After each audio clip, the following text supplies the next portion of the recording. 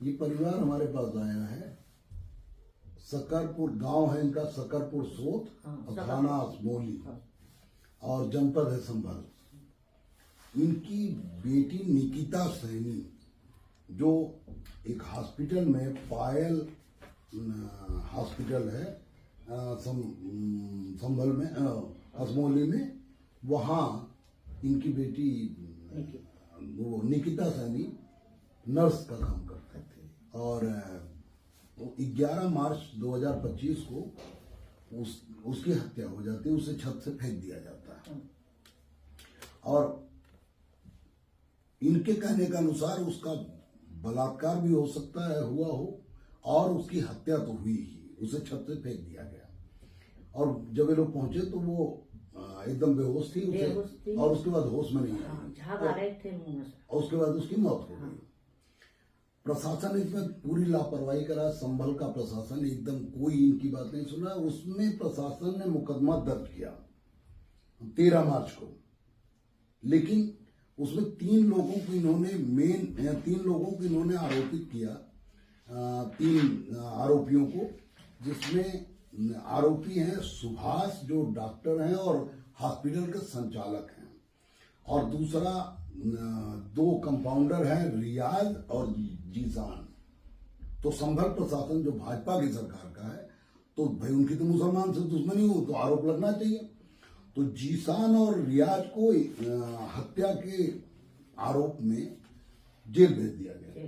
लेकिन जो मेन, जिसको ये लोग मेन बता रहे हैं, हॉस्पिटल संचालक और डॉक्टर, वो सुभाष को पुलिस अरेस्ट नहीं कर रही, ना पुलिस उस पर कोई कार्रवाई कर रही लगातार। आज 11 मार्च की घटना है और आज 29 मार्च है, 17 दिन हो गया। लेकिन उसी केस में 2 जिसमें FIR दर्ज है, तीनों के नाम दर्ज है।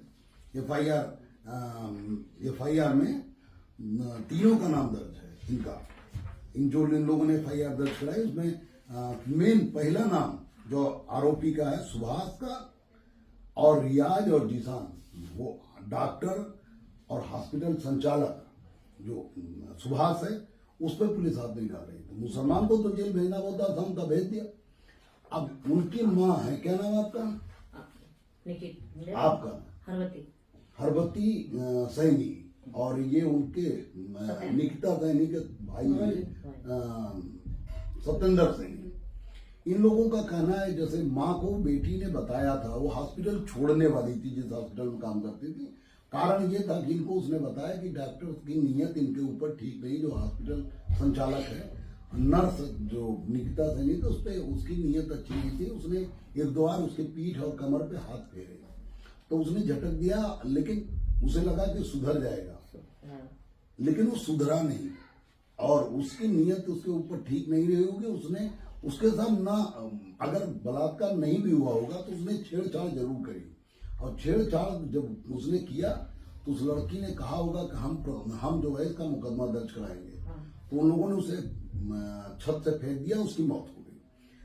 अब मुख्य रूप से दोषी उसमें डॉक्टर और हॉस्पिटल संचालक सुभाष है। क्यों? क्योंकि उसके कमरे में, उसके चैम्बर में CCTV कैमरा लगा, पूरे हॉस्पिटल में लगा है। सत्येंद्र इधर देखिए, लगा है। और वो कंट्रोल सुभाष के चैम्बर से होता है, जो डॉक्टर सुभाष हैं, और जो हॉस्पिटल के मालिक भी है, संचालक भी है, तो उनके ऑफिस में था। अगर इसमें केवल ये जीसान और कंपाउंडर जीसान और दूसरा क्या नाम है, रियाज, अगर दोनों कंपाउंडर ही इन्वॉल्व होते, उनकी गलती होती, तो डॉक्टर सुभाष जो हॉस्पिटल संचालक है, वो CCTV कैमरा का रिकॉर्डिंग उस घटना के दौरान का 1 घंटे का 53 मिनट का वो गायब न करते, उसे डिलीट न करते। हॉस्पिटल में जो CCTV कैमरा लगा है वो घटना के पहले का है, घटना के बाद का है, और उसमें 53 मिनट गायब कर दिया गया। अब ये तो नहीं माना जा सकता है हॉस्पिटल में लाइट कट गई होगी, क्योंकि हॉस्पिटल में जहाँ मरीज बड़ा हॉस्पिटल में मरीज एडमिट होते हो, तो वहां तो निश्चित रूप से पावर बैकअप होगा। तो CCTV कैमरा बंद होने का तो कोई सवाल ही नहीं उठता, जानबूझ के बंद किया गया। और निकिता सैनी की छेड़छाड़ और हत्या ये इस बात को सिद्ध करती है कि उसमें मुख्य आरोपी हॉस्पिटल संचालक का डॉक्टर सुभाष है, क्योंकि अगर ये दोनों कंपाउंडर इन्वॉल्व होते जो मुसलमान समाज से जीसान और रियाज, अगर वो होते तो निश्चित रूप से हॉस्पिटल संचालक इतना बड़ा रिस्क न लेता कि वो सीसीटीवी कैमरा डिलीट करता, वो पुलिस को देता। लेकिन वो कैमरा में उतनी देर की गाड़ी ना, पुलिस इसलिए दोनों को अरेस्ट तो कंपाउंडर कर लिया, रियाज और जीसान को, लेकिन डॉक्टर सुभाष पे इसलिए हाथ नहीं डाल रही क्योंकि एक तो वो मजबूर बड़ा वाला हिंदू समाज से, और दूसरा इसलिए नहीं कर रहे क्योंकि वो पैसे वाला है। तो प्रशासन ने निश्चित रूप से कोई लालच और दबाव है, इसलिए जिसको परिवार मेन मुलजिम बता रहा है डॉक्टर सुभाष को, और जिसे इनकी बेटी ने कहा भी था कि उसकी नीयत ठीक नहीं लगती, अगर वो सुधर गया तो ठीक है, नहीं तो हम हॉस्पिटल छोड़ देंगे।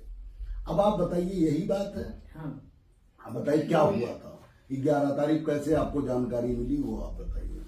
आप बताओ सत्येंद्र। 11 तारीख को मुझे 10:05 पर कॉल आई थी सीनियर कमांडर रियाज की।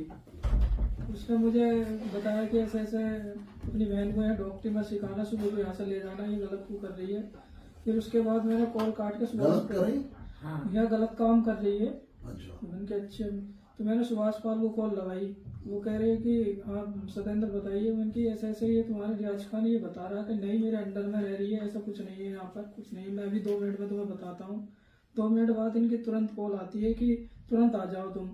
मैंने कि बताइए क्या हुआ। नहीं फटाफट आ जाओ। मैं तो अकेले ही जा रहा था, फिर भी मम्मी साथ चली गई। तो वहाँ जाकर देखा तो बेहोशी में थी, वो ट्रीटमेंट कर रहे थे, और ना ही मुझसे पूछा इन्होंने कि कहाँ ले जाना है कहाँ नहीं। और मैंने पूछा कि ये क्या हुआ, तो उन्होंने बताया कि पैरियों से गिर गई है। तो उस टाइम तो मैं बदहवास हो गया था, बिल्कुल सोचने समझने में हम कभी घबरा गए। फिर अपने ही जानने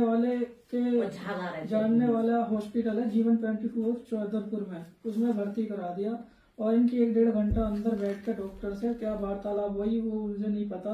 बहरहाल उसमें भी इनकी साजिश थी। फिलहाल आपकी बहन निकिता सैनी की हत्या हो गई, और आपका कहना है कि उसके साथ निश्चित रूप से हॉस्पिटल संचालक डॉक्टर सुभाष ने छेड़छाड़ की, और उसके बाद जब उसने हल्ला मचाने की बात की या मुकदमा दर्ज करने के बाद, तो उसने हत्या कर दी। और उसमें तीनों शामिल हैं, दोनों कंपाउंडर और वो डॉक्टर जो हॉस्पिटल संचालक है सुभाष, डॉक्टर सुभाष।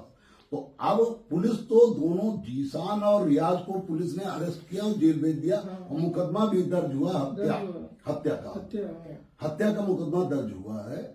और ये बीएनएस की धारा 103(a)(1) में, तो जो पहले 302 मुकदमा माना जाता था वो धारा है, तो हत्या का मुकदमा करके दोनों को जेल भेज दिया। लेकिन इस एफआईआर में जिसका पहला नाम है उसे पुलिस हाथ नहीं डाल रही 17 दिन में।